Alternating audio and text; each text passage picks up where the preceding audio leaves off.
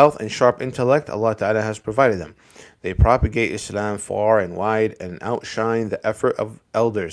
It's because they have more energy, they're more enthusiastic, they're more, zealous. That's why, subhanAllah, you find in the early stages when a person, repents and turns back to Allah Azza wa Jal, the youth, if they don't, if they don't seek knowledge, proper knowledge, and they don't, if they don't seek guidance from elders and a person of knowledge who has already been there, who's already well grounded, might end up going to extremism. That's why it's very important. Although you have this excitement and this enthusiasm to be upright upon the Deen, which is amazing and beautiful, but you need to have someone take you under their wing, and in guiding you, in showing you what's right from wrong, how to understand certain things. Because if the youth is left to their own to their own opinions and their own judgment, most of the time they will end up going astray. That's why the Prophet sallallahu alaihi wasallam, when describing the Khawarij, he said, "حدثاء الأسنان سفهاء الأحلام." Yani they are young in age, foolish in how they think.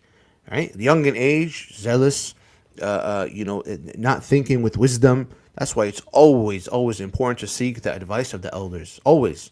And they will guide you towards that which is upright, inshallah. They will give you that knowledge that you need. They will guide you towards the right course of action to take. Because the youth are very, they're very hasty. They make impetuous decisions, like not looking beyond the moment. You know what I mean? And subhanallah, so many times now in hindsight, in retrospect, when we look back, like when I look back 15 years ago, even 10 years ago, 15 years ago, a lot of elders, they advised me with certain things, especially my father, rahimahullah ta'ala. He did advise me with something or one thing or two that now when I look back, I'm like, yeah, he was right about that. Even my mother, rahimahullah ta'ala, the elders in general, right? Especially your parents. It's crucial for you to understand that your parents have more wisdom and more experience than you.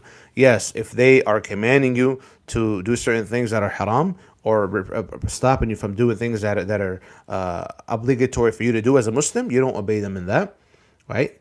But you maintain the respect, you maintain the stature and the status they have and the right they have over you, without a doubt. Because ultimately, as he said, sallallahu alaihi wasallam, لا طاعة لمخلوق في معصية الخالق. There is no obedience to anyone of the creation in disobeying Allah Ta'ala, the Creator subhanahu wa ta'ala. But there's a method to go about it. Doesn't mean you become disrespectful and you talk back to them